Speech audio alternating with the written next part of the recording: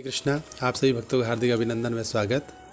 इस दास का आपके श्री चरणों में कोटि कोटि प्रणाम। तो नारद भक्ति सूत्र के अध्याय 2 भक्ति की परिभाषा के अंदर आज हम सूत्र 16 पर हैं। इस अध्याय का सूत्र नंबर 2 है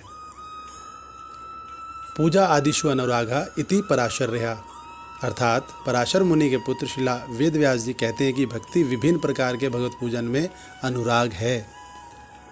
तात्पर्य, पूर्व सत्र में या पूर्व सूत्र में श्री नारद मुनि ने विश्वास दिलाया है कि वे हमें विभिन्न प्रमाणिक मतों के अनुसार भक्तिमय सेवा के कुछ अन्य लक्षण बताएंगे।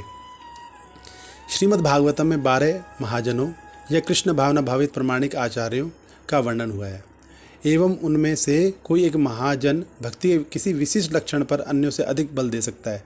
भगवान अनंत प्रकार के गुणों एवं लीलाओं की क्योंकि आगार हैं, तो फिर यह स्वाभाविक है कि भक्तगण भी विशिष्ट प्रकार की सेवा का अनुमोदन करें। कोई किसी प्रकार की सेवा को हृदय से लगा लेता है तो कोई किसी प्रकार की सेवा को भगवान की। फिर भी समस्त भक्तगण सिद्धांत या स्वीकृत निष्कर्ष पर पहुँचे हैं। सभी भक्तों ने सभी सिद्धांतों को देखते हुए इस मत पर पहुँचे हैं कि भक्ति अशेष मनोधर्मी चिंतन का विषय नहीं, जैसा कि पाश्चात्य दर्शनों में पाया जाता है। नारद जी द्वारा उद्धृत प्रथम मत श्रीला व्यासदेव जी का है, जो नारद जी के अनेक महान शिष्यों में से एक हैं। नारद जी के श्रद्धापूर्ण शिष्य होने के अलावा वेद व्यास जी वेदों के संग्रहकार हैं, एवं इसलिए उनके मत नारद के मतों से बिल्कुल भी विरोधी नहीं है। भक्ति के वर्णन में व्यास जी द्वारा प्रयुक्त शब्द पूजा एवं अनुराग है। इनका आशय गंभीर प्रेम एवं पूर्ण आसक्ति से किया गया भगवत भजन है। अभक्तगण पूजा कर सकते हैं, किंतु वे उसे बाहरी अनुष्ठान समझते हैं।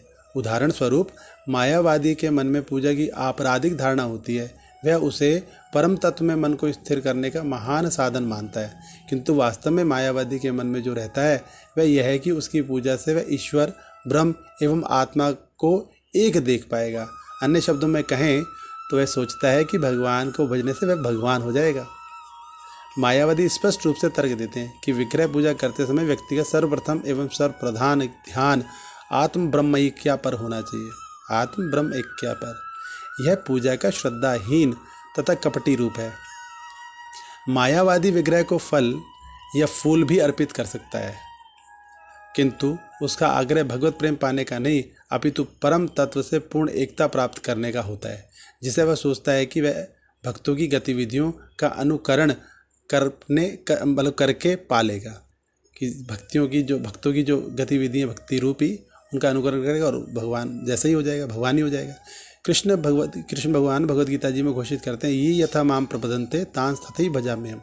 जो जिस प्रकार मेरे पास आता है मैं उसे उसी प्रकार पुरस्कृत करता हूँ। अतः जो भगवान की ब्रह्म ज्योति में समाने की इच्छा करते हैं उनको उसी निर्विशेष पदवी से पुरस्कृत किया जाता है। कुछ लोग कहते हैं कि भगवान की मानसिक पूजा बाहरी पूजा से श्रेष्ठ है, किंतु श्रील प्रभुपाद जी ऐसे भेदभाव नहीं करते थे। भक्ति रसामृत सिंधु में हम दक्षिण भारत के एक ब्राह्मण के बारे में पढ़ते हैं, जिसने अपने मन में विग्रह का पूजन किया था। ब्राह्मण निर्धन था एवं पूजा की सामग्री नहीं जुटा सकता था, किंतु अपनी मानसिक पूजा में उसने कल्पना की कि वह सोने चांदी के बर्तन ला रहा है, उन्हें जल से भर रहा है एवं बहुत ऐश्वर्यपूर्ण विग्रह पूजा कर रहा है। भगवान चैतन्य महाप्रभु के एक अंतरंग भक्त श्री नरसिंहानंद ब्रह्मचारी ने भी मानसिक पूजन किया था। एक बार उन्होंने मन में फूलों तथा रत्नों द्वारा एक पथ को सजाया, इस अपेक्षा से कि मैं भगवान चैतन्य महाप्रभु वो यहाँ से आएंगे और मैं उनके दर्शन कर पाऊँगा। अतः भगवान की मानसिक पूजा निस्संदेह प्रमाणिक है, किंतु जबकि भक्तगण काल एवं परिस्थितियों के अनुसार मानसिक पूजा कर सकते हैं, जब अवसर आता है तो वे मंदिर अर्चन हेतु निर्धारित दीप धूप आदि अर्पण करने से भी नहीं चूकते। मानसिक या बाहरी किसी भी रूप में वे भगवान के आध्यात्मिक रूप का ही सतत पूजन करते हैं। एक गंभीर भक्ति पूजा कभी भी केवल यांत्रिक नहीं होती, अपितु अनुराग पूर्ण होती है। वास्तविक पूजा मन इंद्रियों तथा समस्त शारीरिक अंगों से होती है। अतः पूजन का अर्थ सीमित नहीं है। व्यक्ति भी सभी ऐन्द्रिक एवं मानसिक क्रियाओं का भगवत सेवा में नियुक्त करके अंतर्गत है। जैसा भगवान श्री कृष्ण कहते हैं, अहम सर्वस्य प्रभो मत्ता सर्वं प्रवर्तते इति मत्वा भजन्ते माम बुधा भाव समन्विता। मैं सब आध्यात्मिक एवं भौतिक लोकों का स्रोत हूँ। हर वस्तु मुझसे उद्भूत होता है तथा अपने पूर्ण हृदय से मेरा भजन करो। और भगवान कहते हैं हर वस्तु मुझसे अद्भुत है। और जो बुद्धिमान लोग हैं ना, ये अच्छी तरह जानते हैं कि वे मेरी भक्ति में सेवा में नियुक्त हो जाते हैं तथा अपने पूर्ण हृदय से मेरा ही भजन करते हैं। भगवान श्री कृष्ण महात्माओं का वर्णन भक्ति से सदा मुझे भजने वाली महान आत्माएं कहकर कहते हैं। आराधना के अंतर्गत कई क्रियाएं हो सकती हैं, किंतु पूजा शब्द विशेष रूप से मंदिर में अर्चा विग्रह की आराधना है।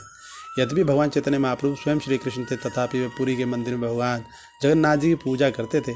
चैतन्य महाप्रभु प्रत्येक दिन विग्रह का दर्शन करने जाते थे एवं महान दिव्य आनंद का अनुभव भी करते। जब रथ यात्रा से पूर्व अनावसर के समय पर अनावसर के समय भगवान जगन्नाथ मंदिर से अनुपस्थित होते तो चैतन्य महाप्रभु को उनकी अनुपस्थिति की तीव्र पीड़ा का अनुभव होता तथा वे एकांतवास में अलालनाथ चले जाते।